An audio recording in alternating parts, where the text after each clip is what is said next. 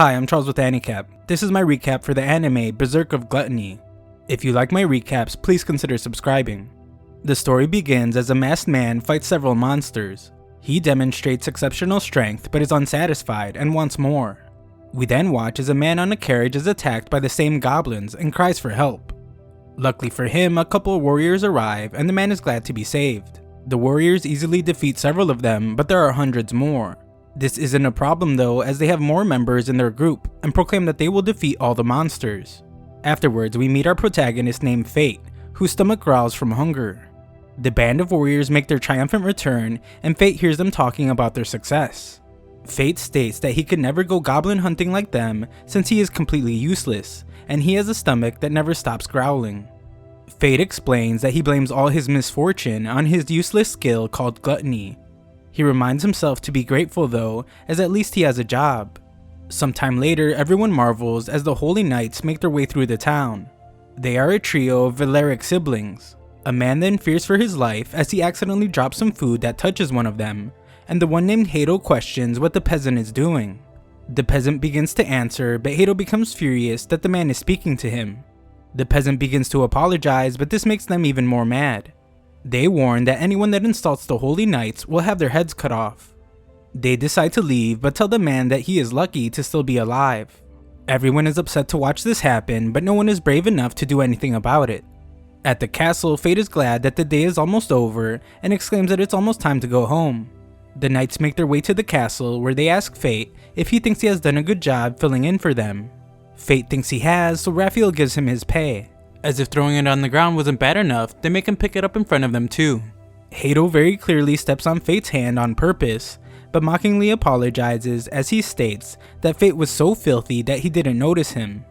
Fate's stomach begins to growl at the most awkward moment, and Raphael points out how disgusting Fate is. The knights are furious since the growling makes it seem like they don't pay him enough, and they beat him relentlessly. Fate thinks about how in this world, there are haves and there are have-nots. What separates them are the special powers bestowed by the gods, their skills. The knights keep treating him like a punching bag and explain that he owes his livelihood to them. Someone with a worthless skill like his is only earning money thanks to the grace of holy knights like them. They tell him that he should be grateful, and when he slacks off, it reflects poorly on them. They demand that he get on his feet, but only to knock him back down. They believe he needs to be taught a lesson and explain that defiant dogs need strict discipline.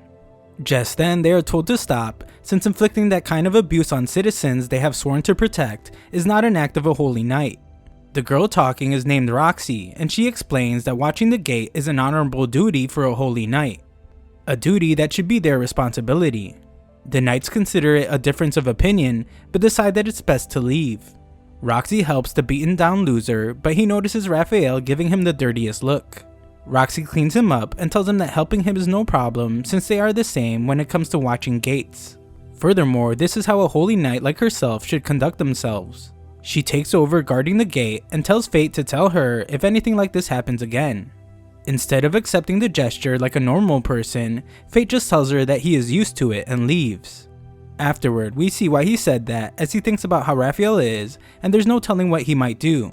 It turns out that Fate isn't a complete loser, as he is just trying to protect Roxy and doesn't want to risk getting her involved. The bartender explains to Fate that if he keeps letting the knights treat him that way, he's going to end up like the last guy. There's only one outcome for that, and it's a nasty one. On his way home, Fate curses how his stomach is still growling, even though he just ate an entire meal. He condemns his gluttony skill and wishes he could have been born with something worthwhile. He is not asking to be a holy knight, and he would take being a warrior or even a merchant or a craftsman. However, there's no changing how things are. He states that when you have nothing, you're just trapped as a loser. Just then, Fate notices some thieves attacking someone, and the wimp's first thought is to get Roxy. He tells her what's going on, and she leaves the useless loser to take over her spot as a guard. He seems to just be okay with this and just stands by while he hears her beat up the thieves. Just then, one of the thieves begins to run towards Fate, and his cowardly instincts immediately tell him to run away. However, Fate stops himself and thinks about how Roxy trusted him with guarding the gate, and if he runs, it'll cause trouble for her. Fate then fights against every cowardly bone in his body to prepare to battle. He notices that the thief is already injured and only now becomes confident that he can stop him. Fate lets out a scream, giving his best impression of a brave warrior, and makes a hole right in the thief's chest. Just then, a voice states that his gluttony skill has been activated, and his stats will now increase. Fate can't understand what's happening, and the voice states that the skills identify and telepathy have been added. Fate has never been more confused in his life, just as Roxy returns from the fight. Of course, she is concerned for his life since he is so weak, but Fate notices something strange. He heard words coming from her, but her lips didn't move, and it was almost like he could hear her inner voice. He explains that he is okay, and it happens again. She states that she has to report everything, but Fate is shocked to see that he can't hear it anymore. He tells her that she can take credit for his kill, since he is sure it would cause problems for him if Raphael found out. Roxy wanted to give him credit, but as a show of gratitude, she settles on offering him a job working for her family. He initially tries to decline, but she doesn't listen, and asks him if he intends to serve the Valerics until it kills him. Fate begins to consider it and thinks about the two paths. On one side is a future where he is treated like trash all the time, and on the other side, he can work for Roxy. Fate is concerned that if he leaves, then the person that replaces him will just get treated like trash instead. However, Roxy tells him to stop thinking so much and just ignore that very good point he made. Fate listens to her advice and agrees to work for her family.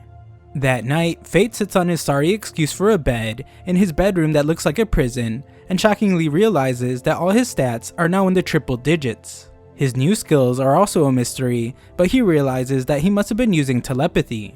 He has no clue what is happening to his body, but grows confident as he might now be able to beat monsters with his new stats. The next day, Fate searches for a sword, but the merchant is disappointed to see that he is poor. The merchant shoos him away as Fate thinks about how it's been 5 years since he came to the royal capital, and 2 silver coins are everything he has been able to save up by working. All hope isn't lost, however, as the merchant tells him that he can still afford the trash weapons he keeps in a barrel. The merchant turns his back, giving Fate the perfect opportunity to take whatever he wants, but Fate decides to just look in the barrel instead. While doing so, he uses his new Identify skill to read the stats of all the barrel weapons. They all have 0 for both durability and strength, but one sword captures his eye. It's filthy and has been treated like trash, so Fate can't help but notice how he has those qualities as well. Just then, Fate is shocked as he hears the words "Hey you" come from the sword. The sword, named Greed, states that it will make it worth his while and tells Fate to just hurry up and buy him. Greed knows about Fate's gluttony, and it says it's because they have a lot in common. Fate leaves his only 2 coins and happily takes his new talking sword. Elsewhere, the Valerics talk about how Roxy is apparently trying to hire Fate for the Hart household without even asking them. The girl named Memo wants to teach her what happens when someone defies the Valeric family, but Raphael points out that nobodies like Fate can easily be replaced. Besides that, the Harts and the Valerics are part of the 5 great families that support the kingdom, and there's no point in complicating that now. Raphael heads to the military district, prompting Memo to ask what he plans to study this time. He shocks her though, as he plans to study how to become immortal. Sometime later, Fate walks with his talking sword, and it warns him that something is approaching. A goblin appears from nowhere, but Fate is now able to destroy it. Doing so activates his gluttony skill again, and his stats are increased even more. This time, the skill's strength boost has been added. Greed then has a good laugh as Fate is in great trouble when hundreds of goblins appear. However, Fate seems like a completely new person as he slices through several of the goblins. After every single elimination, his gluttony skill is activated, and he just keeps going. The words "gluttony skill activated" are repeated hundreds of times as Fate finishes off all the goblins, and he is shocked to see that his stats have increased to a crazy amount. Greed points out that Fate must be full now, and Fate notices that his stomach hasn't growled even once that day, which has never happened before. Fate is completely confused though, since he was under the impression that people were born with the only skills they would ever have. Greed points out that this is true, but Fate's gluttony skill makes him different. Normally, stats increase from battles, and based on one's experience, their level goes up. However, the gluttony skill steals stats and other skills, at the cost of not benefiting from experience. Fate begins to understand and realizes that that must be why he is still level 1. Greed then surprises Fate as he explains that he knows this because they are the same. Just then, they notice the band of warriors approaching, and Greed tells Fate that his gluttony skill isn't the kind of thing he wants other people finding out about. It's one of the skills that defy divine law. Fate determines that he must do his fighting alone, but Greed reminds him that he has him now, and Fate will never be alone again. Fate is glad that Greed has accepted him as his master, but Greed tells him to calm down with all the master talk. Just before they leave, Greed reminds him to take the goblin ears so Fate can get paid. Afterward, Fate collects his reward and thinks about all the food he wants to get, but Greed reminds him that his maintenance comes first. Greed wants to be treated like the gem he is, but Fate thinks he is seeing himself too highly. The sword explains though that they don't call him Greed for nothing. Just then they run into a man, and a little girl that's with him asks for help.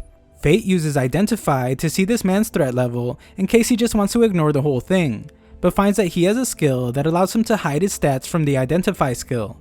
This means there's no telling what this guy is capable of. Greed wonders what he will do, and Fate shows that he is a completely different person now, as he states that they can't just ignore the girl's cry for help. They follow him, and the scummy guy tells the girl that she will serve as a slave to the Holy Knights. Greed points out that the guy is pretty tough and tells Fate that this is his last chance to turn back. As he prepares to fight, Fate thinks about how he finally has some power now, and if someone's suffering in front of him, he wants to help them with it. Elsewhere, a woman of the church speaks to a bunch of sad, parentless children. Instead of trying to find them some parents, the nun tells them about the Holy Laplace, the creator of their world. When Laplace departed the world, she gifted the people special powers known as skills. The children, probably wishing she would have gifted them some parents, can only eat if they give their thanks, so they do. One kid is super edgy though. He doesn't stuff his face like the others, and explains that the Holy Laplace doesn't play fair. The Holy Knights and Warriors have amazing skills, but he has such a weak one, and his weak skill is probably why both his parents haven't come back from getting the milk. The woman of the cloth explains that in the old times, when Holy Laplace protected the world, there were no skills or stats, nor did monsters exist. Back then, everyone was equal. This sounds like heaven to the unwanted child, and he wishes that he had been born back then. Just then, another nun arrives and frantically explains that she can't find one of their missing orphans. She leaves to continue her search, and the other nun sighs as she wonders where the girl named Sahara has gone. Back near Fate, we see that Sahara is actually the girl he followed. The kidnapper lets out his frustrations on a steel beam and leaves, probably because that hurt a lot and he doesn't want to admit it. However, this gives our boy the opportunity he has been waiting for to rescue the girl. Unfortunately, the bad guy was standing right there, and compares Fate to all the other foolish heroes that challenge him out of some misguided notion of justice. The despicable villain points out that Fate has no chance of beating him, especially while protecting the girl. Fate wants to get her to safety, but he doesn't even know where that would be. Luckily, Greed has an idea and tells Fate to back away. The bandana-loving bad guy thinks Fate is weaker than him, so Greed thinks that they can take advantage of his overconfidence. The bad guy chases them and points out that if he kills Fate in front of the girl, then she will never disobey him again. Greed is somehow able to sense the man and tells Fate to knock over some boxes, and Fate faces the man head on. Greed becomes concerned when the man uses his sharp-edged skill and instructs Fate to just strike him down through his sword. Fate does just that as he uses Greed to just slice right through everything it touches, and Fate demands an explanation from Bandana Man. The man refuses to tell Fate which Holy Knight had him kidnap the girl, so Fate resorts to good old-fashioned torture. The man can't take the excruciating pain any longer and reveals that it was Hato. A quick scene then shows how evil Hato is as he uses orphans to help him with his target practice. Fate managed to save the girl though and finds that her stomach is grumbling. They formally introduce themselves and go to get some food. Apparently the girl has never eaten before as she tries to bite food that is clearly scalding hot, and Fate reminds her to be careful. Sahara cries as it actually turns out that she has never eaten meat before, so Fate gives her his too. Later, Fate takes her back to the orphanage and is surprised when he is thanked for the first time in his entire life. Fate explains that he has weak skill just like she does, and all it does is make him hungry. Even though Fate seemingly hated his own life just the day before, he thinks he has turned into some sort of life coach and gives Sahara some advice. He states that no matter how hard things get, if you can laugh them off, one day you'll find happiness. These words actually turn out to be that of his father. Back then, he didn't understand, but his father telling him that helped him make it to this point. The self-help guru states that this is why he wants Sahara to survive too, and he leaves. A quick look at his stats shows that Fate is progressing rapidly, and Greed congratulates him on learning his first technical skill, the one-handed sword technique, Sharp Edge. This is a big deal since with technical skills, he gets tech arts, which are like secret techniques. This specific one allows Fate to attack twice in the space of one strike. That's the sharp edge Bandana Man was going to use, so Fate would have been in big trouble if he did. Greed calls Fate a hero, but our humble protagonist states that he isn't one, and if he had known about the sharp edge attack, he wouldn't have risked it. Greed points out that the truth is, battles come down to luck of the moment. There is no guarantee the stronger person will always win, so Fate realizes that luck must have been on his side. Fate thinks to himself that he wants to get stronger, strong enough that he can win without getting lucky.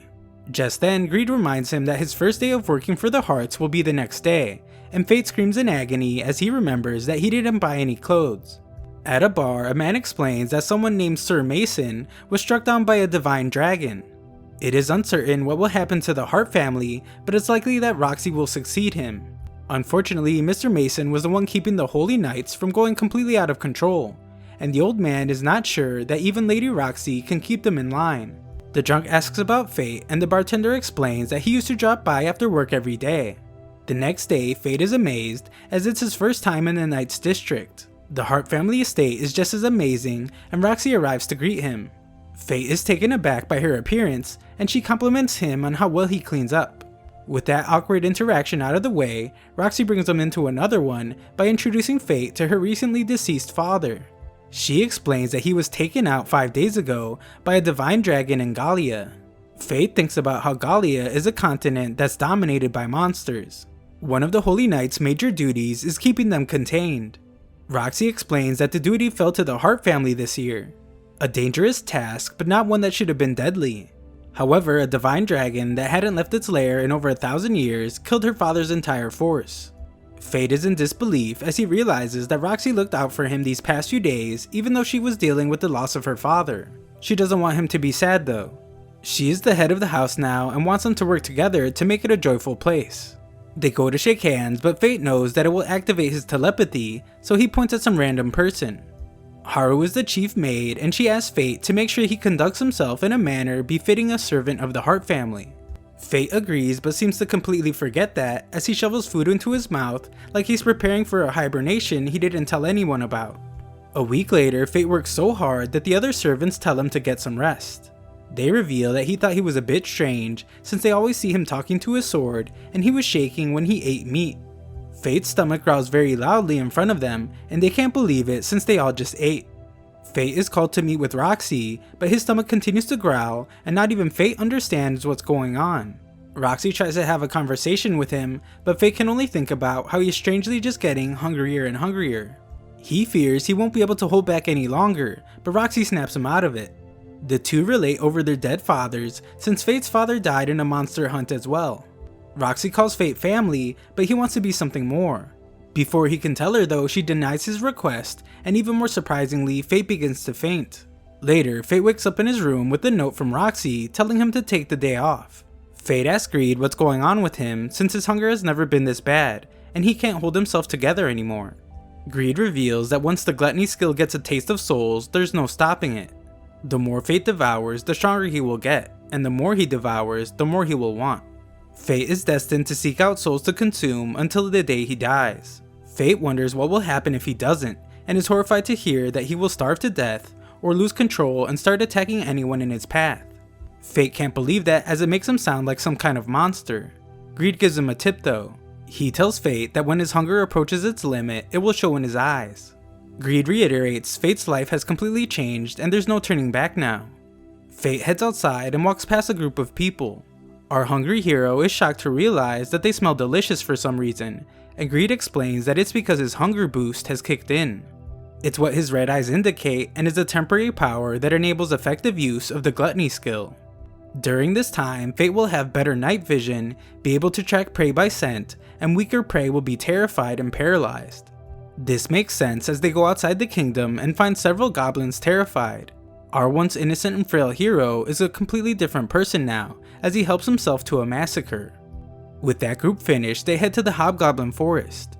Fate continues the massacre but seems to become upset as he wonders how much more he needs before he is free from his hunger.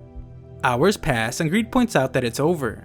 Fate hopes to never feel like that again, so Greed tells him that he will have to hunt monsters every now and then and feed souls to Gluttony. Just then, Fate is shocked to see that a Goblin King has appeared. It doesn't have much of an edge on him stat-wise, but it does have a health regeneration skill. It heals wounds, and with it, Fate would be able to keep fighting even if he got injured. Our boy definitely wants some of that good Deadpool power and goes after the Goblin King. Fate gets disgusted though as the goblin devours a human, and Greed coldly points out that humans are a fine meal for monsters. Fate manages to get the drop on the giant troll, but freezes for a moment when he sees the human body. The fight continues, but Greed becomes frustrated that Fate is only dodging. Fate is concerned about getting attacked, but Greed tells him to trust him, and so he does. They manage to land the final blow, and Fate is glad to see that his stats have gone up even more. The skill Health Regeneration has also been added, but Fate is exhausted now. Greed then reveals that with Fate's current stats, he will be able to access Greed's first level, so he can achieve another form. All Fate has to do is hand over his stats as an offering to him. With his new form, Greed will be able to provide Fate with new functions. This sounds pretty awesome, so Fate would like to give it a try, but is shocked when Greed reveals that he will have to give him all the stats he has gained since they met. Fate is of course hesitant, but Greed points out that his name is Greed after all. Fate is still hesitant, so Greed reveals that if he doesn't unlock it, he will lose the right to wield him. Greed points out that Fate can get stronger on his own, or he can make him strong too, so they can work together. Fate determines that he doesn't have much of a choice, and Greed is the only partner for him. Greed tells him that he won't regret it and begins the process. It's a grand sight, and Fate can feel the power leaving him. With the process complete, Greed reveals that his new form is a magic bow. Some dumb goblin shows up at the absolute worst possible moment for him, and Greed instructs Fate to draw on the bow as the magical arrows will appear on their own. It's an amazing bow as Fate can aim wherever and his arrow will always land. Afterwards, Fate takes some goblin ears and leaves them on the doorsteps of the church, which I'm sure they will love to find first thing in the morning. Later, our heroic protagonist stops an intruder, but is shocked to find that it's actually Roxy dressed like a peasant. Fate wonders if she's really planning to go to the castle just like a normal old nobody, so she decides to tell him a secret since he has already seen her. She's going into town on a secret inspection. Roxy asks him not to tell anyone and imagines what Haru would say if she found out. Fate promises to not say a word, so she thanks him, but she also has the brilliant idea to have him accompany her as her escort. Fate is already a peasant, so he doesn't need a disguise, and they head into town. Fate keeps calling her milady, so Greed must remind him to stop, since people will notice. Roxy reminds him as well, prompting Greed to make a snide remark. Fate tells Greed to shut up, but Roxy thinks he was talking to her, so Fate just changes the subject. Roxy tells him to call her Lexi, and Greed can't help but make another remark, this time about how she couldn't think of a more creative name. Fate tells Greed to shut up again, causing the clueless Roxy to apologize to Fate for being so annoying. Fate urgently explains that it was just a misunderstanding, and Roxy, trying to act like she didn't just reject our boy very recently, says that she was excited to be going into town with him. The sarcastic sword makes yet another remark, causing Fate to threaten him, but Roxy stops him as she doesn't want anyone being so rough with their weapon. She realizes that she has never had a good look at his sword, and Fate hesitates to show her. This is really bad since someone with a worthless skill like his wouldn't normally have a sword, and she might think it's weird. Not to mention how monstrous his Gluttony skill is. He remembers Greed's words explaining how once it gets a taste of souls there's no stopping it, and how if he doesn't feed it he will lose control and start attacking anyone in his path. Fate determines that he can't let her learn about his Gluttony skill, but Butterfingers drops his sword and Roxy takes a closer look. She doesn't seem to learn anything from it, but tells Fate that it does need some maintenance. Roxy then flexes super hard as she offers to take him to the Hart family's personal blacksmith later. Fate tells Greed to be happy since he will be getting all fixed up, but Greed is completely silent. Fate wonders what is wrong, but is shocked when his own sword tells him to shut up as he is basking in the moment. Greed says he is still in heaven after smelling Roxy's scent, so Fate decides that he might just have to throw Greed around after all. They finally make it to the very busy town. Roxy finds some grapes and the merchant explains that they were picked from the Hart family's vineyard. Even though it's her vineyard that she can just eat from directly, she decides to try one. Fate is amazed by the taste, prompting the cocky Roxy to brag about how those grapes are grown at home. The merchant hears this, and just seconds into their mission, it seems like she has already blown their cover. However, Greed gives Fate an idea, and our hero saves the day by explaining that Lexi has a relative that works there. Roxy is impressed by his quick thinking, but Greed tells Fate that he owes him one. Just then, the crowd gets all flustered as some holy knights are approaching. The crowd is surprised to see a holy knight in the market, and think about how these types of things have started to happen only after Sir Mason died. At the worst possible moment, Fate's stomach begins to growl, causing the Holy Knight to become furious. Fate doesn't want to cause a commotion, so he decides to just apologize. His apology isn't enough for the Holy Knight though. This Holy Knight has some serious issues as he wants to embarrass Fate for some reason. He tries to step on Fate, but Roxy stops him. The Holy Knight turns his attention to the peasant girl, but begins to recognize her. The crowd thinks the same as they wonder if she is Lady Roxy. Greed comes up with a brilliant idea to have Fate pretend they are a couple. He explains that if Fate gets really clingy, no one will think it's Lady Roxy. Our boy is shocked to hear such a bold idea, but Roxy hears him repeat it, and thinks it's genius. She grabs our hero and they pretend to bicker about him not eating the breakfast she made him. The incredibly awkward interaction seems to get the job done, as everyone is cringing too hard to say anything, allowing the two to get away. Just then, Fate realizes that he can hear Roxy's thoughts, and she thinks about how she has never locked arms with a boy before. She thinks about how fast her heart is racing, causing our boy to panic. Roxy decides that they need to keep moving, and Fate begins to think that escorting Lady Roxy might be a bit too tough for him. Moments later, Roxy feeds into a stereotype as she explains that she is a girl, so of course she would be interested in an absurdly gigantic gem. There are also some ores there which may or may not have gems in them. Fate uses Identify to cheat and see if there's a gem in one, but Greed tells him to be careful since merchants hate people that can use Identify. Apparently, Roxy couldn't care less about those stupid ores as she's just looking at more gems. Fate is amazed since at this moment, Roxy just seems like a normal girl, not a holy knight. The merchant offers them a discount so Fate can buy something for his girl, but he just gets embarrassed and Roxy decides that she has no use for gems anyway. Roxy moves on quickly to ask if Fate knows any active warriors, since she has some questions for them. Luckily for them, they overhear some guys talking about all the dead goblins that were recently found. Rumor is that it's a wandering monster that did it. The problem with that though is that it doesn't explain how the orphanage in the slums had Goblin King ears donated to it. Unfortunately for Roxy, they don't have any more information, so she asks Fate to take her where warriors gather.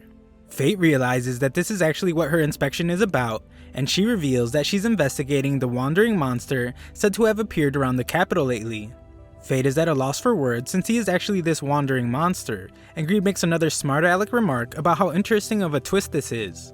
Fate heads to the bar he used to go to, where the bartender doesn't even recognize him at first. The bartender is surprised to see that Fate is still alive, but even more stunned to see that he has a girlfriend now. Fate worries that Roxy might be getting offended by people calling her his girlfriend, and Greed points out that she might even have Fate executed for it. I guess Roxy was flustered too as she absolutely destroys a cup, but the bartender says it's okay since it happens all the time. Greed tells Fate that she was probably feeling self-conscious around him, and this causes Fate to obliterate his cup too. Greed says that it's good since it's a sign that he's getting stronger, and the bartender says that that cup was on its last legs anyway. The carefree bartender then spills the beans as he has heard about a warrior who made a killing off of goblin corpses. This warrior went out hunting and found a mountain of goblin corpses with their ears still intact.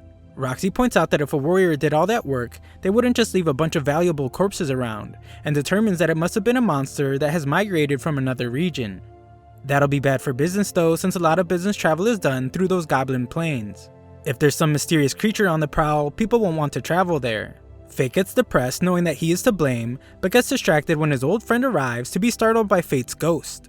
The old man reveals a popular theory that the roaming monster is a lich. This is very troublesome, which is why the Holy Knights will be taking direct action to deal with it. Greed is worried to hear that the Holy Knights are getting involved since he just drained all of Fate's stats, and Fate would get destroyed by them. The old man wants to know why the girl is so curious, but she isn't clever enough to think of a good answer. Fate can't help either since he is too busy thinking about how horrible things would be if Roxy joins the hunt and sees him doing his gluttony thing. Just then, some traveling warriors arrive demanding drinks and demanding that Roxy join them for some fun. Our boy springs into action, but Roxy shows she can handle her business easily. The warriors determine that only a holy knight could have that much power, and Roxy finally doesn't deny it. The bartender knew all along, but the stupid warriors are amazed to realize that it's Roxy of the Heart family, one of the 5 families supporting the king. They apologize profusely, even going as far as to give her all their money. Roxy of course rejects it and expresses shame to see that the people the Holy Knights have sworn to protect view them as objects of fear. Her father dreamed of a world where holy knights and lowly peasants could laugh together. This is a dream she shares with him. They all begin to get along, and Fate thinks that until her dreams come true, he will follow her. Sometime later, Greed enjoys being fixed up a little too much, but we see that it worked out really well as he feels like a whole new sword. Afterwards, Roxy explains that she didn't know about the hunt because it's being led by the Valeric family and they simply didn't inform her. Just then, the two hear that Hato is hurting someone. The Valerics explain that they are simply taking a lost child into their protection. Fate releases the boy as it doesn't look like protection to them, and Roxy tells the Valerics that they will take care of the boy. However, she asks Raphael why she wasn't informed about the hunt for the wandering monster. He explains that he assumed she would be too busy mourning her departed father, but she points out that she is just fine. The Valerics decide to just leave, but Hato the jerk tells Fate that he should stick to acting like the trash he is. Fate doesn't back down though, so Raphael must tell Hato to drop it. The two take the boy to find his mother, and Fate remembers when he once got lost as a kid. It was after his father died and he moved to the capital. He looks back and wonders what happened to the holy knight who looked after him back then. Just when it seems like they won't be able to find the boy's mother, she appears out of nowhere. Fate is glad but is amazed to see just how happy Roxy is to have helped the boy. The simp stares for a bit too long though and suggests that they head back home. Roxy reminds him that if they get in trouble, they will do it together, and he agrees. When they return, Fate hopes that days like this one could last forever, but he knows that just isn't possible. He asks Greed for a way to hunt monsters without Roxy finding out, and Greed can only think of one thing. He suggests a perception warping magic item. He then leads Fate to a shop to buy a mask that will make them look different to whoever sees them. Later, Fate gives Roxy one of the ores she was clearly not interested in. He thanks her for giving him a job that has allowed him to find friends that he now considers family. Fate apologizes for not being able to get her the gem she was looking at, but Roxy explains that she's actually really happy with what he got her. This powerful beast of a woman just casually cracks the thing open with their bare hands, and Fate points out how useful his identify skill is as there's some pretty shiny stuff inside. Roxy promises to cherish it forever and wonders what she will give Fate back in return. Her ideas are a year's supply of meat or a whetstone for sharpening his sword, but Fate says none of that is necessary. However, Greed tells him to shut up and accept that whetstone since he needs to be taken care of. It seems like another happy ending, however we see that the menacing looking Raphael has gathered other knights to discuss their excursion to Gallia. Sometime later, a group of adventurers are shocked to find that the Lich got the drop on them again as all the monsters in a certain area have been eliminated. Their shock quickly turns to pants-wetting fear as these poor fools realize that the Lich that they now call Corpse is right in front of them. They run to change their underwear, and Fate thinks about how much he likes his new nickname, Corpse. Greed wonders if he is done for the day, but he isn't. Fate explains that he wants to get his stats as high as he can before the Holy Knights come after him. The next day, Fate looks like he's about to pass out from the stress of his double life shenanigans. Roxy interrupts him while he's hard at work to tell him that she has a secret mission for him. On the way there, Roxy shows him her family's land, and this guy thinks that his big secret mission will be harvesting grapes. She explains that she just wanted to show him their vineyard since he liked the grapes that one time.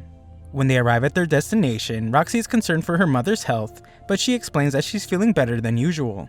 Roxy introduces our boy, not as her new friend or the guy that just bought her most cherished gift, but as a servant she hired, and she brought him to introduce to everyone. They greet each other and we learn that Roxy's mother's name is Aisha. Fate is glad to see that she's actually really nice, but shocked when she calls him over to ask if he likes her daughter. The two can't believe she would ask that, but Aisha makes it clear that she meant if he liked her as a boss. Our boy Fate then goes above and beyond as he declares that he cares a great deal for Roxy, and if he were allowed to, he would like to serve her until the end of his life. This is some pretty heavy stuff he is saying for someone Roxy just called her servant, so Roxy runs off to her room. Aisha tells Fate not to worry though, since Roxy has always run off whenever things got uncomfortable, just like this very awkward situation. She explains that Roxy was always a crybaby and would even throw a fit from just a glimpse of a bug.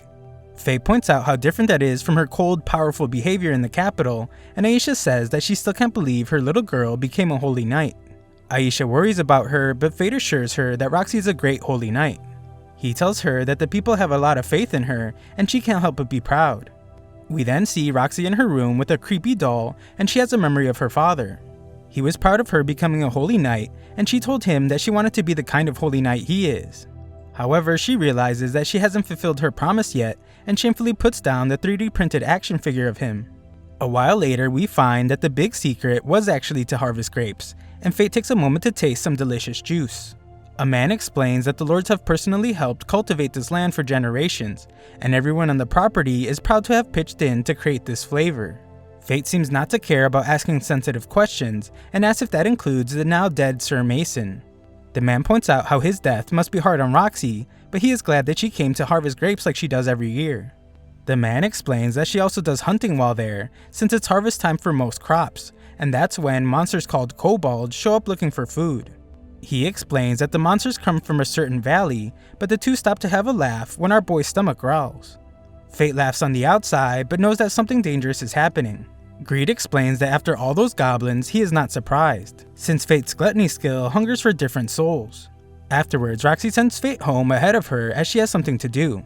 On his way home though, Fate sees a girl with a very dangerous looking weapon. This girl stops him and Fate is shocked to see that she has the same eyes he does. He tries to check her stats, but it doesn't work. The girl gives him a good look and strangely just says that it looks like she is too early. Fate tries to figure out what the heck this random chick is talking about, but she simply tells him that she originally came for the kobolds, but now he can have them. She declares that he owes her one and tells him that they will meet again. Greed says that he has no clue who that was, but Fate doesn't believe him. Fate points out how Greed always says something without him even asking, but for some strange reason, Greed is being awfully quiet now. Greed says he isn't lying and explains that there is some stuff even he, in all his greatness, doesn't know. Roxy shows up and is surprised as the white-haired girl is a galleon. Fate points out though that Gallia was destroyed. We then get a little history lesson as Professor Roxy explains that 4,000 years ago, Gallia was a great military power. But a surge in monsters caused their nation to collapse, and most of their people died. This girl is clearly a survivor though, and Roxy is amazed as she has never seen such a full-blooded galleon before. The two begin heading home, and Fate wonders if Roxy will be okay hunting the monsters on her own. Roxy explains to the overly concerned simp that she won't be alone, as the warriors who work there will be with her.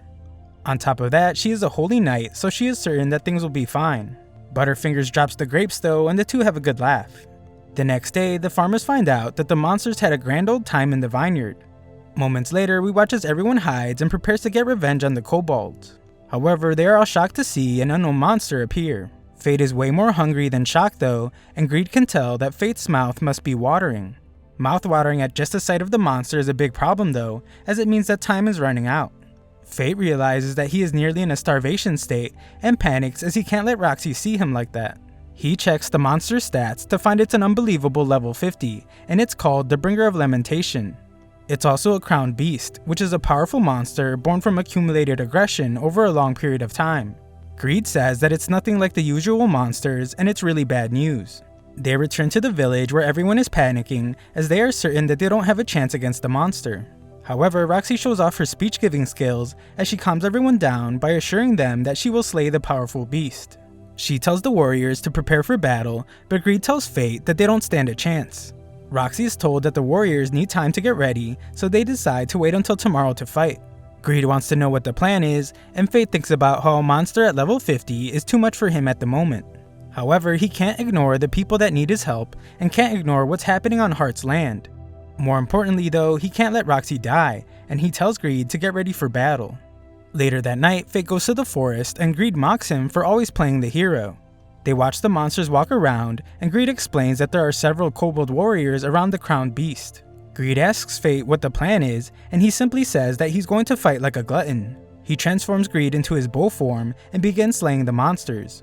The stupid monsters have no clue what's happening, and we see that Fate's gluttony skill is activated after every elimination. Fate fires an arrow at the crowned beast, and this crazy thing uses one of his soldiers as a shield. Fate switches back to his sword and uses it to close the gap by slaying several monsters. His gluttony skill has been activated numerous times, and he sees that his stats have gone way up. It isn't enough to satisfy him though, so he switches back to his bow and fires an arrow. He confidently states that this will end the fight, but he's wrong and the crowned beast grabs his arrow. Greed determines that Fate will just have to fight it up close, but they are shocked when the crowned beast prepares a move called Ruinous Strike. Greed explains that it can penetrate armor to shatter bone and pulverize organs. They pull back as they have to dodge a different attack, but still end up getting hit by the shockwave. The attack sends Fate into a river where Greed desperately calls for him to wake up. A kobold soldier moves in for a final attack, but its arms get sliced off, and we find that Fate was just pretending to be out cold. Fate fights another kobold but easily defeats it, once again activating his gluttony skill. Greed explains that Fate should be able to use his first level hidden art now.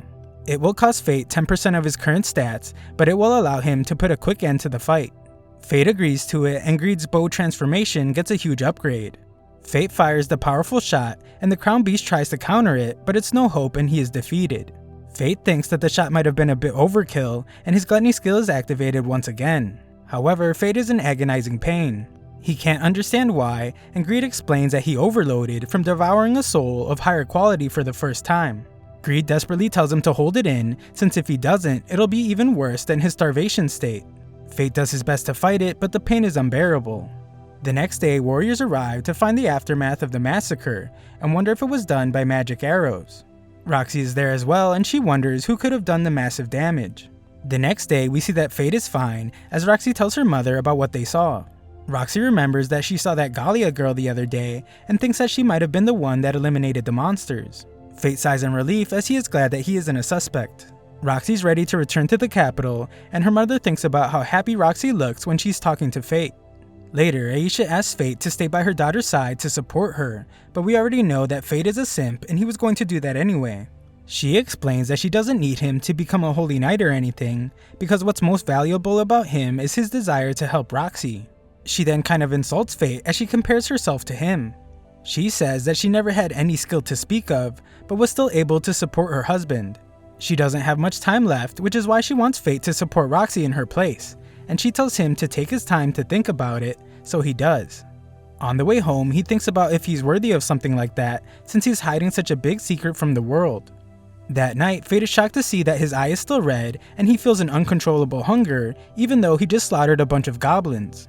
Greed explains that goblins won't satisfy his monstrous hunger anymore, but Fate points out that there are no stronger monsters around.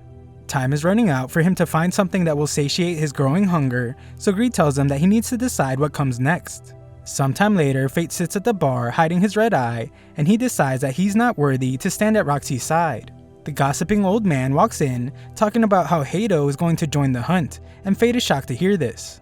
It's clear that Hato is hated, as the old man wishes that they would send him to Gallia instead to become monster food. The bartender says people like Hato usually stick to where it's safest, and some other poor soul is going to end up on the Gallia expedition. This shocks Fate as well, as he can't believe they're already planning another expedition so soon after Mr. Mason's death. The others are upset about it too, and the old man just hopes that the worst case scenario doesn't come true. Unfortunately, it does come true, as we see that the Holy Knights have gathered and they select Hato's replacement for the Gallia expedition. Afterwards, at the capital, Roxy shockingly tells her father that she has been assigned to the expedition to Gallia. However, Fate arrives and pleads for her not to go. If she goes now, she might never come back. It's too late though, Roxy has decided to go and there's nothing he can do about it. Fate can only watch her leave and thinks about what else the old man said. He said that the Hart family is a nuisance for the Valerics and other Holy Knights. Rumor has it that they were the ones that arranged for the expedition to Gallia. We then see that the Valerics are celebrating, as they will soon be rid of the nuisance. The two other siblings leave the rest to Hato, as the two of them are off to a place called Tenburn. Hato wants Raphael to tell him about his big secret involving immortality. However, Raphael just tells him that he is counting on Hato to deal with the Lich.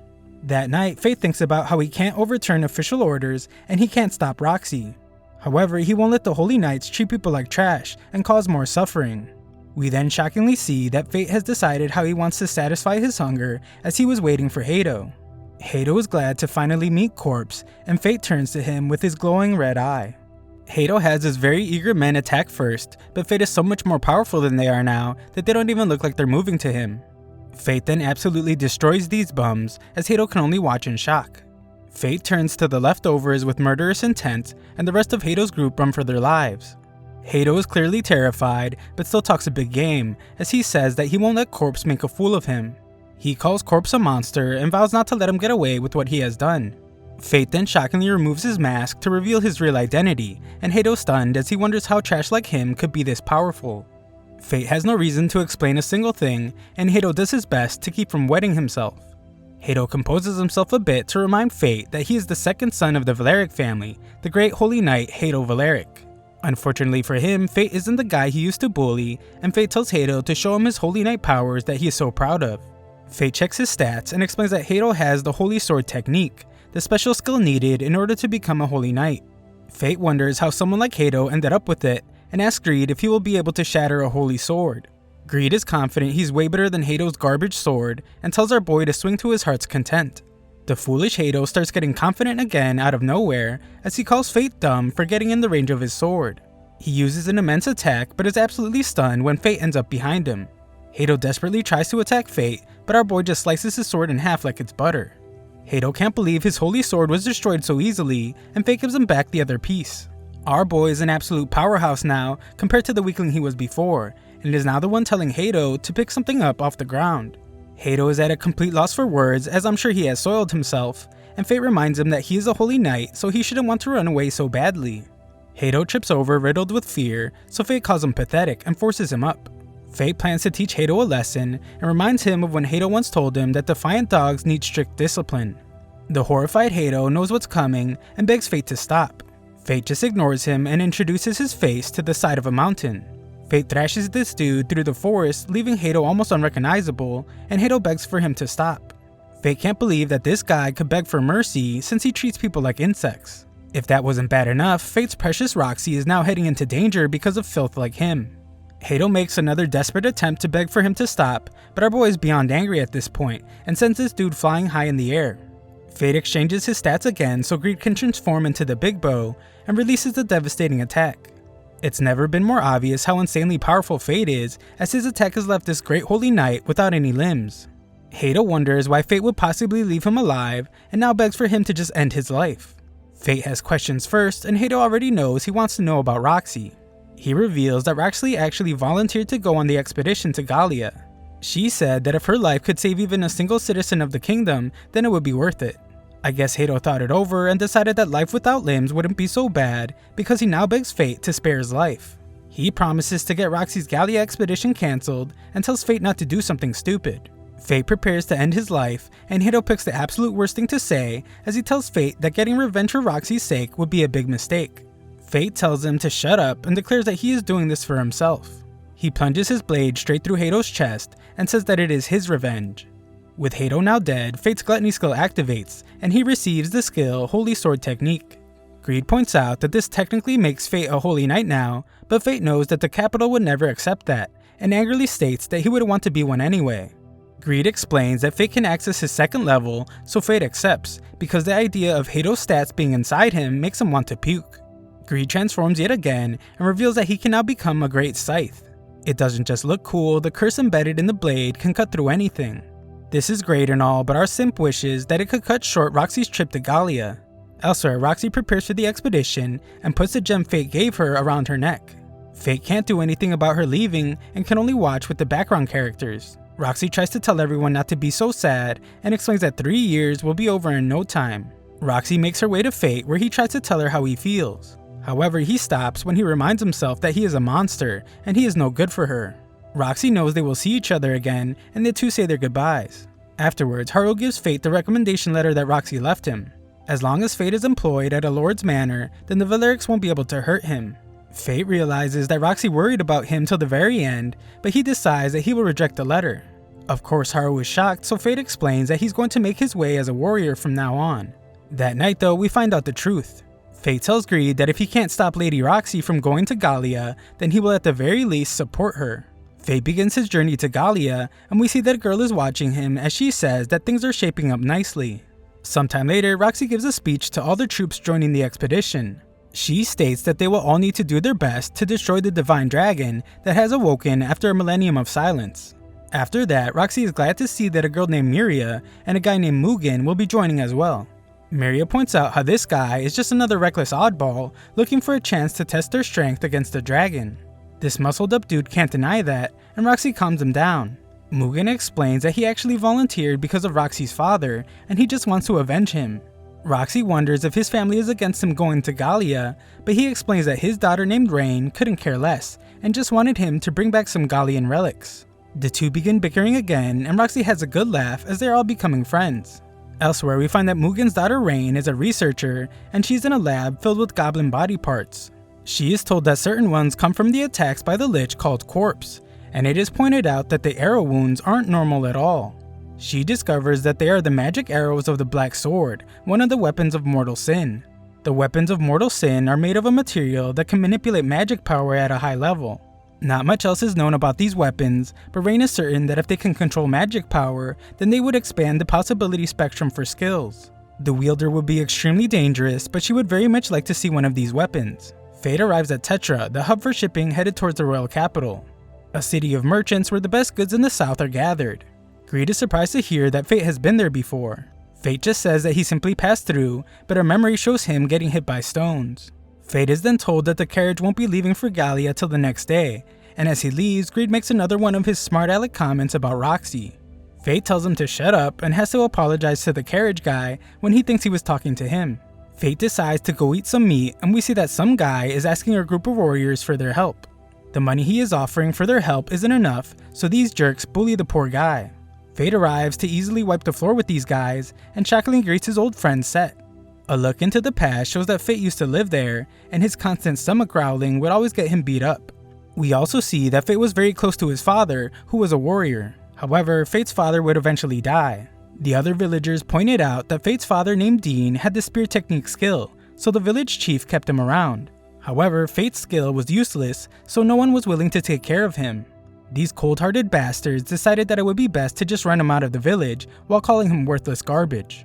Little did they know that treating a kid like garbage just moments after his father died would be the perfect villain origin story. Luckily for Set, Fate isn't a villain, as Fate is now the person he must ask to help his village. Fate is clearly not moved by this guy's tears and explains that Set is the son of the village chief who exiled him. Greed urges Fate to help, but only because his gluttony skill needs to be fed, and the monsters attacking the guy's village would be perfect. Fate agrees to help and thinks about how even though he still resents the people, he still has memories of his father there. They arrive at the village, but the village chief is disappointed to see that his son has brought back the useless weakling he exiled. Set tries to vouch for Fate's strength after seeing him easily defeat the warriors, but the chief doesn't want to hear it, and decides that they will just have to find warriors the next day. The chief's lackeys point out that screams have been heard from a nearby forest. The monsters are getting close and they don't have much time left, so the chief decides that they will just use Fate as a sacrifice to buy them some time. Fate has clearly had enough of this fool's insults, but Set begs him to calm down. At Set's house, Fate learns that Set's wife was ended by the monsters. Set regrets growing up thinking that his father was always right, and explains that he only started to get his act together when his daughter was born. Set then explains that the monsters first showed up about a month ago. The witnesses say that there's more than one, and they can apparently fly.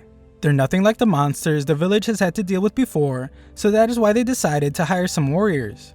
Just then, Fate's stomach growls loudly, and Set goes to get him some food. Fate asks Greed if he has any idea what they're dealing with, and he assumes that they are most likely gargoyles. They are sort of clever, so they start by doing probing attacks to see how humans react. And when the time is right, the entire pack attacks in a swarm. Set's daughter introduces herself and gives Fate a piece of candy to settle his stomach. They decide to play for a bit, and this kid shows that she might be the final boss, as she easily beats our boy in arm wrestling. Fate then begins to eat the food Set brought him, but is shocked when he suddenly feels tired and faints. Set is surprised as well, and the little girl explains that she just gave him some candy that her grandpa gave her. This silly little kid has no clue what she just did, and Set begins to realize that his father was really serious about sacrificing Fate. Greed uses all this information to deduce that that candy was poisoned, and Set tries to wake Fate up. There is no time for that though, as he hears screams nearby, and discovers that the monsters have made it to the village. The monsters waste no time, and instantly start terrorizing the village as Greed tries to wake Fate up. He instantly gives up though when he realizes that it's useless, because Fate was all drugged up. The village is quickly being torn to pieces, and we see Set's father running through the streets. He is calling out for Fate, but only so they can use him as a sacrifice, and he ends up meeting his own fate as he is eaten by a monster. Luckily, Set manages to make an antidote and wakes Fate up. Fate has no clue where he even is, but Set fills him in and apologizes for his stupid father's actions. Fate heads outside where he sees the nightmarish scene with monsters causing chaos everywhere. They are attacked, and Greed points out that they will have a really hard time if the monsters just keep taking shots at them from above. A quick check of their stats reveals that they are level 27 with Fireball as their skill. Greed is certain that they don't have a chance the way things are now, so he tells Fate to transform him into the Scythe. Fate does just that and instantly uses it on a Fireball. He is surprised when he thinks that the Scythe didn't work, but Greed explains that it did cut the magic, but the fire that it causes is a whole separate issue. The monsters seem to realize this as Greed explains that they are going to cover the area in fire instead of just attacking Fate directly. Fate refuses to be taken lightly though, and uses an incredible attack that slices through every single dragon with one slice. His Gluttony skill is activated and he earns the Fireball skill. Unfortunately, the fight isn't over yet as the leader of the monsters remains. This giant behemoth is level 47 and its skills are Fireball and Fire Resistance. Greed, as useful as ever, points out that the giant monster is going to close in on him to hit him with its Fireball, and that will be his best chance to bring it down. Fate heard him loud and clear as the beast approaches, so Fate slices the thing right down the middle. Another victory means that his Gluttony skill activates again, raising his level and earning him the skill Fire Resistance. The next morning, Set sadly says that most of the villagers perished, including his father, so the village is finished. As if this guy wasn't depressed enough, Fate piles on and points out that the soil there is no longer healthy, and they will never be able to grow anything there ever again. Set is amazed to see that Fate can use the skill Identify, and wonders why Fate risks his life as a warrior when he could easily make a living using his Identify skill. Fate thinks about how his Gluttony skill is one that defies divine law, and answers Set by saying that he has no choice but to fight. Set then shockingly tells Fate to hit him right in the face, because he is a masochist and he wants to pay for what he did. Of course, Fate is shocked, but Greed encourages Fate to let the guy have it, since he really needs it to help him feel better. Set is actually pretty surprised when Fate doesn't even hesitate. He tells the guy to clench his teeth and clocks him right in the face. Set thanks him for making things right, and the two say their goodbyes. Fate heads home to see his dad, who went to go get the milk in heaven. He thinks about how as bad as this village was, he's going to hate to see it go. He will always have his memories with his father though, so he tells his pops that he's going to be fine from now on. Elsewhere, Roxy is informed that they are approaching a place called Lanchester, and she is warned about the Lord of Lanchester. The useless Mugen doesn't explain any further though, and simply tells her that she will find out when they get there. Sometime later, we find that Fate is being paid 3 gold coins to guard some guy in his wagon. The guy is worried that Fate might not be a great fighter, especially since he caught our boy almost falling asleep. But Fate explains that while he may not look it, he can fight pretty decently. This might soon be tested as a group stops the carriage to explain that the road is closed. These jerks tell the man to leave everything of value behind if he wants to live, but Fate reveals himself. Greed hilariously points out that Fate should have asked for more money, and Fate points out how his greedy sword sure lives up to his name. The cart driver seems to have lost his mind as he begs Fate to save him since he has a wife and kids and he needs to bring the milk back home. The bandits see this as a sign of weakness and prepare to plunder, but a random attack sends them flying sky high. Greed says that he only knows of one person who could pull off such a powerful attack, and we see that it's the girl from the other day. She tells Fate that he owes her for the cobalt she let him have, and she asks if they can give her a ride. This girl ends up tipping the entire carriage the second she steps on, and she must tell her insanely heavy weapon called Sloth to return to normal. The girl surprisingly knows that Fate has the Gluttony skill, as she calls him Fate of Gluttony, and she reveals that she knows because she has a skill of Deadly Sin too. She is surprised that Fate doesn't know about the skills of Deadly Sin, and Greed begins to casually whistle when she says that Greed should have told him. She introduces herself as Mine of Wrath, and her stomach begins to growl just like Fate's does. Mine scarfs down most of Fate's jerky, so he has to beg her to stop just as they arrive at their location. In town, a guy rescues a girl from some terrifying beast, and he introduces himself as Rudolph, the Lord of Lanchester. The driver points out that it seems like Rudolph is preparing to welcome the expedition to Gallia, and Fate is shocked since that means Roxy is coming. Greed has a gut-busting laugh as he points out how Fate was desperately chasing after her, and he ended up passing her by. The driver pays up, but Mine takes the money, pointing out that she was the one that rescued him. The boys decide to find a place to stay first, but Mine is exhausted and falls asleep right there. Fate ends up having to carry her, and Greed explains that she isn't much of a morning person. Fate wonders how Greed knows so much about her, but Greed pretends to be a non-talking sword again as he goes completely silent. People are pretty nice in this town apparently, as some random dudes greet Fate, but he notices a strange mark on the back of their necks. Fate is then told he can't enter a part of town unless he is a citizen, and he notices that the guards have a different mark than the others. Some other people have different marks as well, so Greed assumes that it's most likely different social classes. The people don't even seem to mind, so Greed determines that the citizens must really love Rudolph. Elsewhere, we find that Rudolph is pretty ruthless as he punishes a couple people for not behaving the way he wants. The whole point of them acting so polite is to demonstrate the superiority of the Lanchester family to the Hart family. This guy is out of his mind as he slices one of these people up, and he punishes the other for running off during a monster hunt. The guards realize that he has done 2 executions on the same day, so his behavior is getting worse. Our group finds a place to stay, and Greed finally reveals that Mine is an old acquaintance that he just keeps running into, and the same goes for her weapon, Sloth. Sloth is a weapon just like Greed, a weapon of mortal sin. Greed thinks Fate is ready, so he explains what the skills of Deadly Sin are. pride, envy, lust, sloth, greed, wrath, and gluttony. These skills were born by defying the laws put forth by the divine. That is why they are called the skills of deadly sin and weapons of mortal sin. Among them, gluttony is particularly sinful for having the potential to disrupt the limits of the divine system of leveling. Fate thinks about how once gluttony tastes souls, there is no stopping it, and that's his punishment.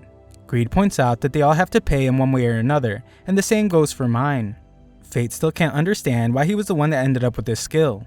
He always got mocked, made a fool of, for a useless skill that just makes him hungry all the time. And just when he thought he gained some power, it turned out that he needs to keep killing to survive.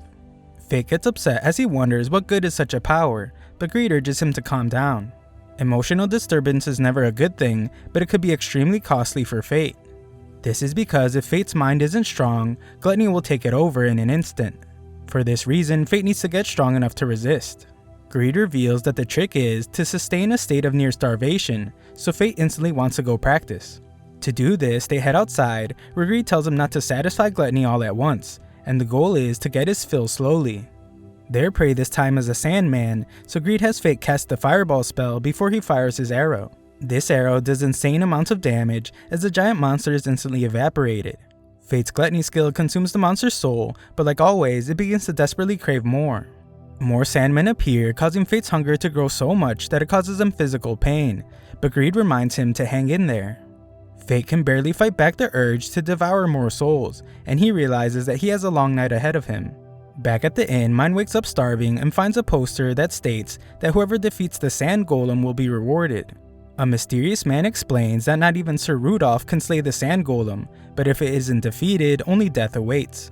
Back outside, Fate eliminates another Sandman, but he has gotten the hang of controlling the hunger between souls. It's not easy though, as he compares it to only drinking one sip of water at a time in a desert. They are done training for the night, so it's time to finally satisfy Gluttony. The timing works out perfectly as Fate smells the scent of a crowned beast nearby, and it will make a fine main dish for the night. We see that his main dish is the sand golem, and it's attacking some people. Fate arrives to claim the beast for himself, but the people clearly don't know who they are talking to, as they tell him that he won't be able to beat the thing on his own. Greed wonders if Fate is playing hero again, but our boy says he isn't, and he is just getting his fill. This giant sand thing is an insane level 60, and it shows its powerful attack, but Fate counters it with his fire arrow. The arrow lands, but Fate is pushed back, and this thing uses its sandstorm attack. The all-knowing Greed warns that once it pulls Fate in, it will crush him with rocks. So Fate decides that he will just have to cut through the monster and its spell. He transforms Greed into the scythe to do just that, and prepares to finish it off.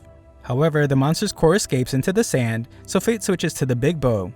Greed explains that he will need 20% of Fate's stats this time to get to the core, so Fate agrees and throws some fire on top of all that as well.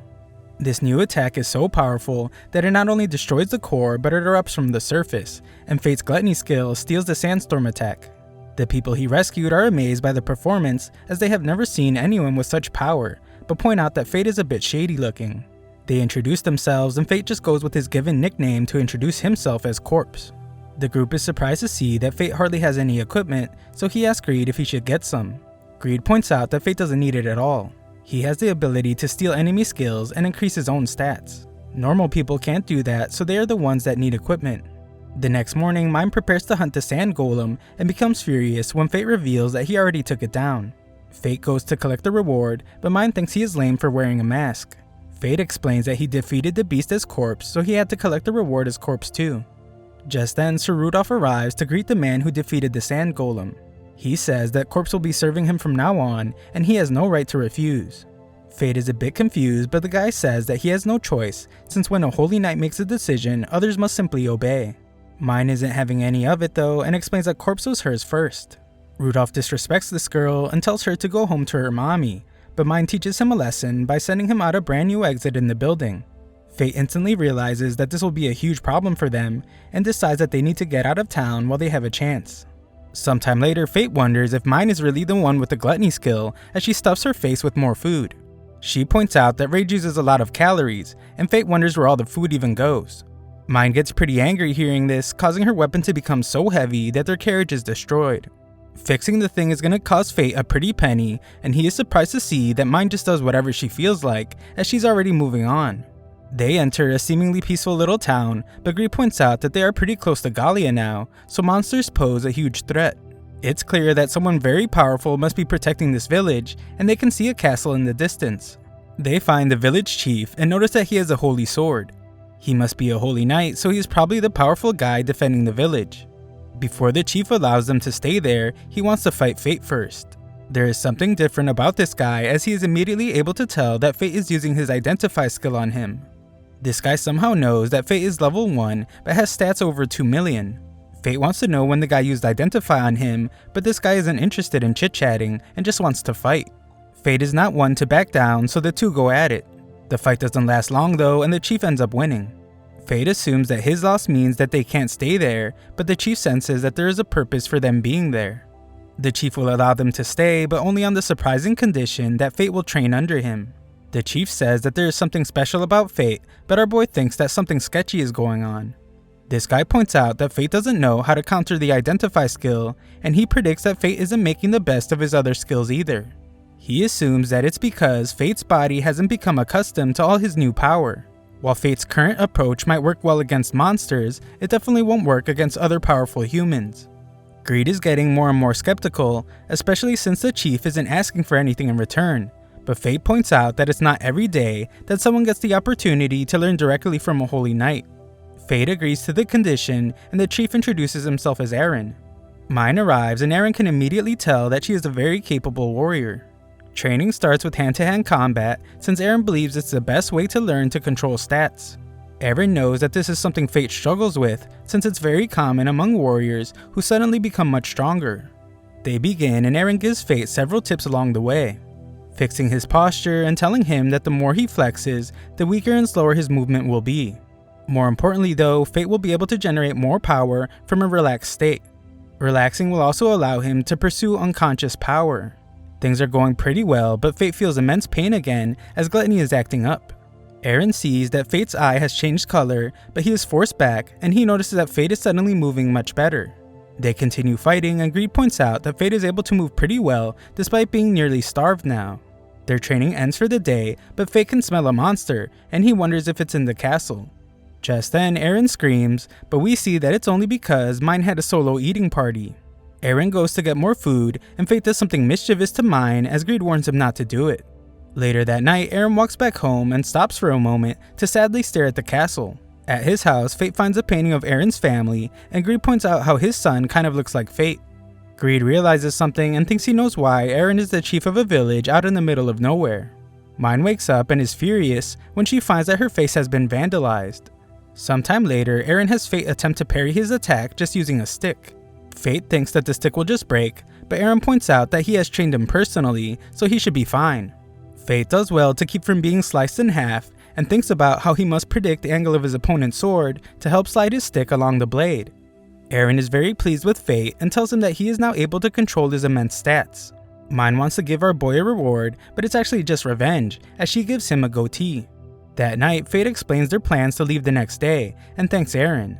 He wants Mine to thank him too, but this chick is too busy stuffing her face again.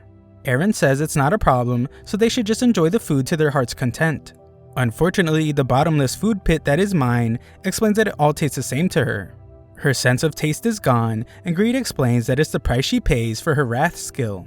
She reveals that she has a goal to achieve, and Aaron seems to have one too, as he once again stares at the castle. This is when he shockingly reveals that 15 years ago, that castle was his. One day he had to leave the castle, but it came under attack, and his son desperately tried to defend it for his father. Unfortunately, his family and people all fell to a crowned beast that had grown incredibly powerful from accumulated aggression. Ever since then, the castle has belonged to a Genesis of Death, a Lich Lord. Aaron says that his family is in its clutches, but he stops when something is wrong with Fate. Fate steps outside, but Aaron comes with as he knows that Fate is planning to go to the castle. Aaron decides to go as well, as this is a great chance for him to put his past to rest. Mine has decided to watch the village, probably so she can eat everything, and the little entrepreneur requests 50 gold for her trouble. Moments later, Fate takes out one of the guards at the castle. Aaron is amazed by Fate's magic arrow, since it's a technique so difficult to manage that they even stopped studying it in the capital. Fate is pretty humble about it, but Greed wants all the credit for it being so great. They make their way past several skeleton guards to get inside the castle, and they take the sound of music as an invitation. On the second floor, Eren is shocked to see that his son is the one playing the piano. Eren is absolutely stunned and refuses to believe any of it when he sees his wife there as well. Their names are Luke and Diana, and they both have been waiting for him to bring back the milk. Eren thought they were dead, but they have no clue what he is talking about and just ask if he accomplished his mission. Eren did, so they want to hear all about it. Greed points out to Fate that they're definitely not alive. Eren prepares to give his son a souvenir he got him, but Fate is shocked when his son stabs him. Eren is no fool though and saw it coming. He points out how strong his son has gotten, and Luke says that it's because he had to protect the castle in his father's absence. Luke is furious as he states that Eren always abandoned them for work. He always chose his loyalty to the capital over them, so Luke can't believe that his father has only showed up after all this time just to end their lives. Fate plans to use his scythe to cut through the illusion, but Greed reveals that it will also mean slaying all of them. Souls that are devoured by gluttony can never pass on. It's like being confined to an endless hell with no hope of salvation. Luke attacks again, but Fate determines that he can't do that to them. Eren says that he wants to handle them himself anyway, so Fate rushes off to find the Lich. Outside the room, Fate can smell the Lich in a crowd. He spots it and uses a magic arrow to force it out. This thing is insanely powerful as Fate sees that all of its stats are above 1,000,000. Fate uses what he learned in training to fight the Lich and manages to destroy its weapon. The Lich still has its ability to control corpses though, and they all beg Fate to save them. Fate refuses to attack them, causing him to be in a real bad spot. Luckily though, Eren arrives and cuts the tendons in their limbs to immobilize them. Eren sees his wife's corpse in the crowd and thinks back to a time when his poor family begged him not to go on a dangerous mission. He blames himself for not returning sooner and decides that he must take responsibility for it now by ending their suffering. He uses his Grand Cross skill to shine a powerful light at them, but it's not enough. Greed tells Fate not to make it a habit when he grabs a holy sword, and Fate helps Eren with his Grand Cross attack. Their combined power lights up the entire room and wipes the evil Lich off the face of the earth. Afterwards, Eren apologizes to his family and their spirits appear. They tell him that it's not his fault, but Eren knows that it was. He regrets ever leaving them in the first place and apologizes. He promises to live a life in a way that will honor their memory, and finally gives his son the souvenir. Eren says farewell to his ghost family, and the illusion begins to reappear.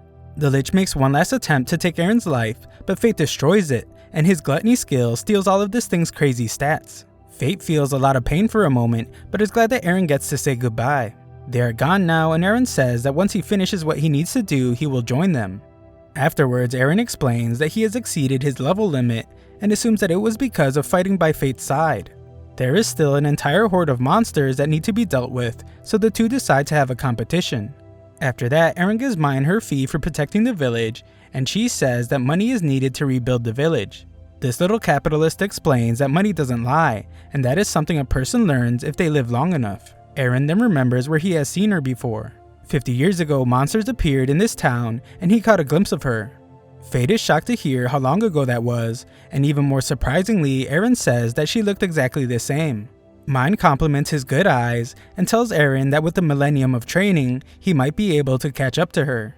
She points out that humans have their limits, so Eren wonders what that makes her. Her explanation is simple. She is a phantom who is not allowed to die.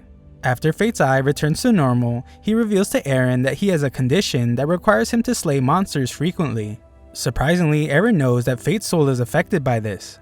He tells Fate to return to the village after he does what he needs to do, as he has something very important to tell him. Elsewhere, Memel is amazed to see that Raphael has obtained the Philosopher's Stone. She doubted him at first, but is now beginning to think that he might be able to achieve immortality after all. When a servant enters the room, Raphael asks about Hato, mentioning how they haven't seen him since they got back. Raphael is stunned to hear from the servant that his brother was killed during the hunt. The servant adds that the one known as Corpse isn't a monster, but actually a skilled fighter. Overwhelmed by a surge of rage, Raphael becomes fixated on discovering who Corpse really is. Sometime later, Fate gets upset when he sees Mine stuffing her face with all their food, so she shares some with him. Mine uses him like a bed, but complains that he isn't a great bed since he won't be quiet. Fate objects to the insults, but she's already out cold. Fate wants to know more about her past, but Greed just says that if they keep traveling together, he will get an idea about it. Fate is willing to wait, but Greed just warns him not to dig too deep. Nearby, Roxy tells her group that they are near the border to Gallia. They reach the little village that Fate just left, and Roxy explains that a Lich Lord Crown Beast took over the castle near there. They check the castle but don't sense any monsters there and determine that it must have been freed. Aaron arrives to greet them and Mugen bows down to him. Mugen never thought he would ever be able to meet the great Aaron Barbados, head of the Barbados family, an expert swordsman called the Blade of Light. Aaron kind of just ignores the poor guy and surprisingly already knows Roxy. He knew her parents and he was actually the one that gave her her name. Aaron informs them of his retirement from being a hero. He failed to protect those he cared about, so he no longer has a reason to fight. Roxy is amazed that he was able to defeat the Lich that took over the castle, but Aaron reveals that he didn't do it alone. Miria wants to meet the powerful guy that helped him, and Roxy says that she needs the guy's name for the report that she sends back to the capital. Unfortunately for them, Fate told him not to tell anyone his name, so Aaron apologizes as it's a secret. They prepare to leave, but Aaron wants to know if it was the Valeric's idea for Roxy to go on the expedition to Gallia. Roxy says that it was her choice, but Aaron assumes that she was just manipulated. The Hart and Barbados families have always been annoyances to the Valerics. Roxy doesn't care as she will do anything to protect her people, and Aaron is shocked to hear that her father passed away. Just then, Roxy is shocked as Aaron offers to train her how to fight in Gallia. He insists, so she gladly takes him up on the offer. They begin training and everyone else fixes up the village. Aaron can see that Roxy has been taught well by her father, and she reiterates how she must become stronger so she can protect everyone. Fate and Mine have been walking for a while and have reached some kind of ruins inside of Gallia. Mine surprisingly reveals that this is where she was born. She was taken to the imperial capital right after she was born, so she doesn't remember the place at all. Fate can't believe it since Gallia was destroyed 4,000 years ago. Walking further, they come upon some weird looking structure that looks like a cocoon. Greed explains that it's called a chimera. It was a biological weapon Gallia's military tested out in the old days. It's some kind of vessel that has a bunch of monsters mashed together, but Greed says it should be called a failure since they were all supposed to be shut down.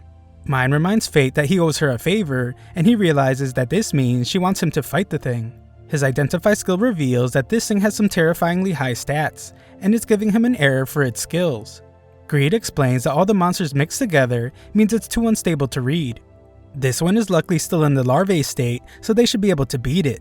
But this shocks Fate since that means this giant thing isn't even fully grown yet. Mine explains that as long as its soul is intact, they can damage its body, but it won't die. This is why she needs Fate to use the soul-eating part of his gluttony power. His is the most sinful of all the skills of deadly sin. Mine is done talking though and wakes the thing up. This thing is huge and Fate can't understand why there is a human inside of it. It also has the same red eyes that he does, and Mine explains that it's just intimidating him. Greed knows this as well, so he tells Fate to stop looking right at her since he will be too frozen to move. The girl inside is the core of the chimera, and Mine needs Fate to finish her off. Fate hesitates since any soul he eats will suffer an eternal torment forever, but Mine explains that this girl is nothing more than a monster wearing human skin. They will both die if he keeps being naive, and the chimera proves this by using a huge attack.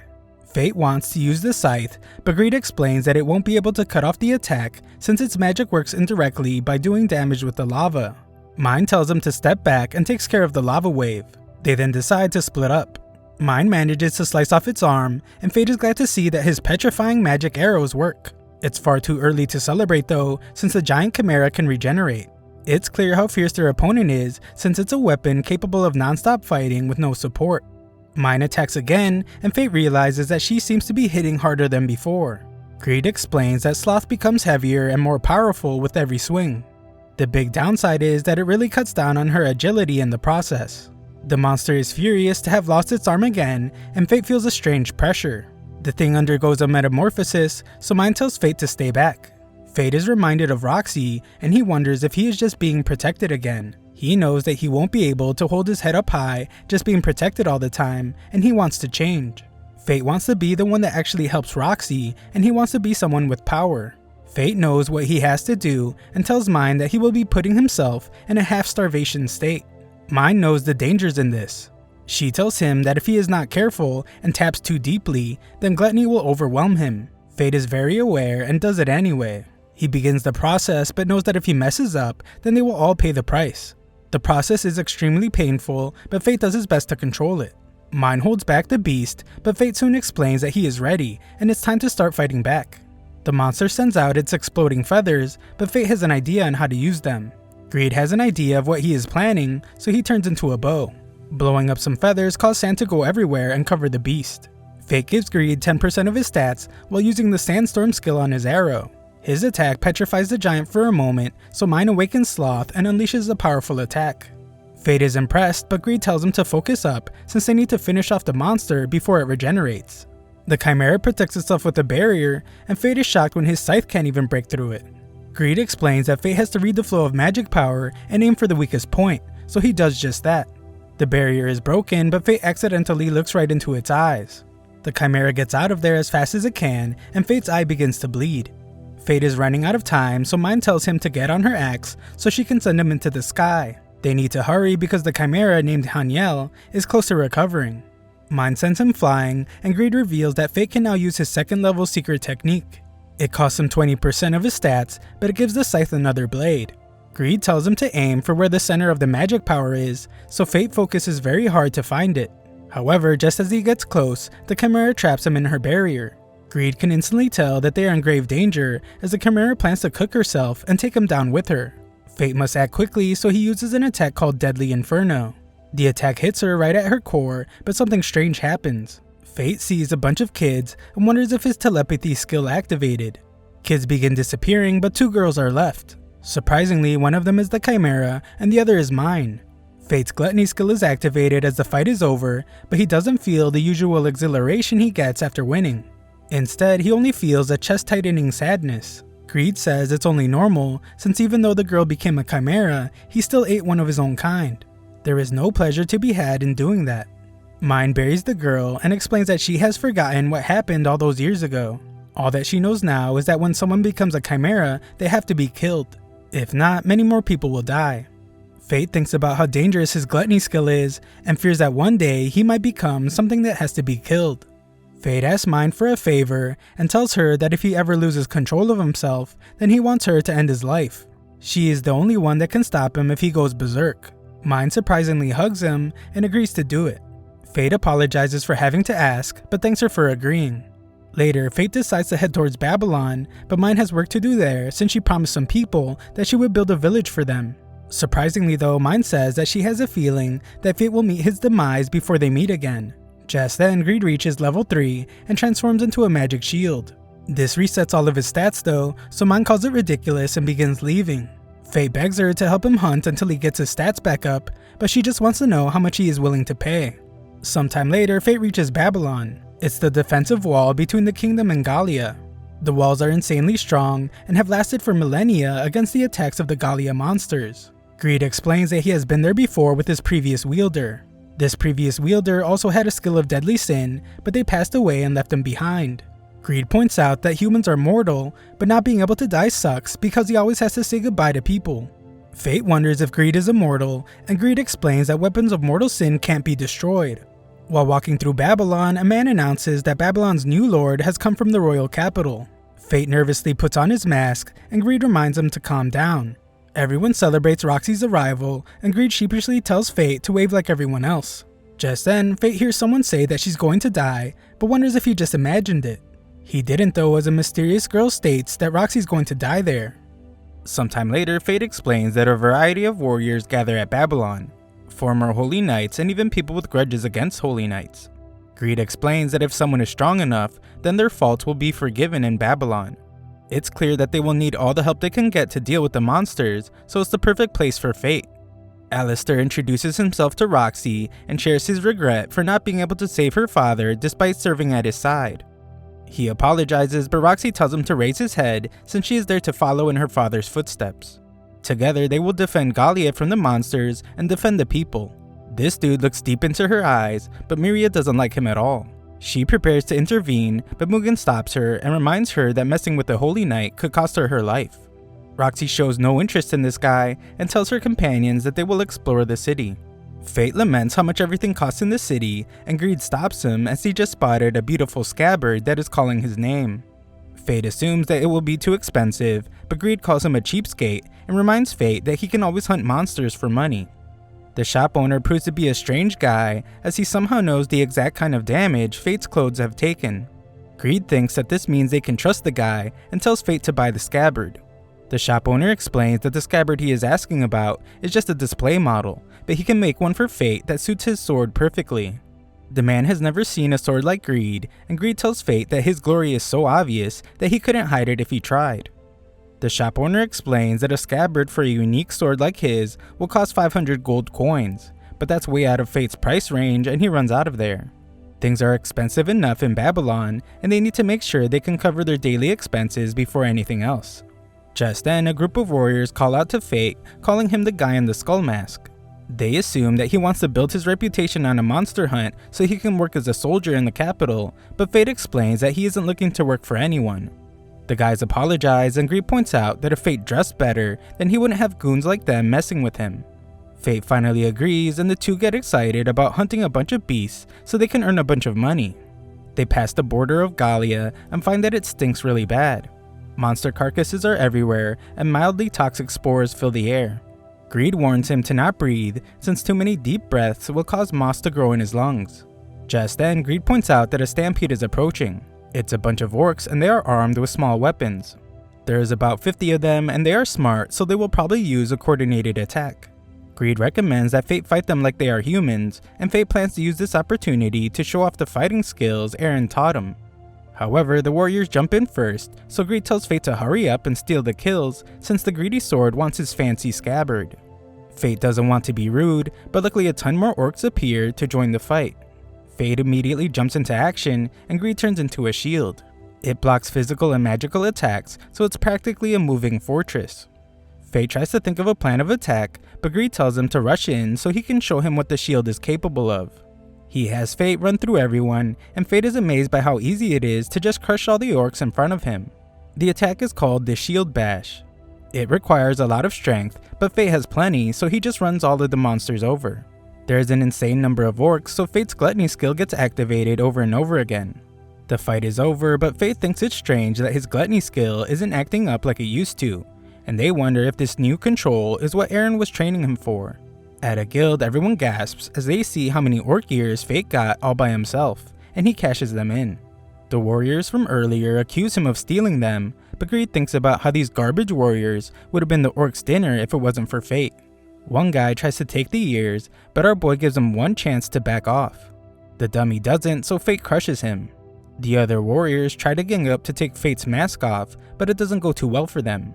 One guy almost manages to land an attack, but only gets his jewels kicked for the effort. Fate gets 100 gold coins for the ears, but Roxy shockingly arrives.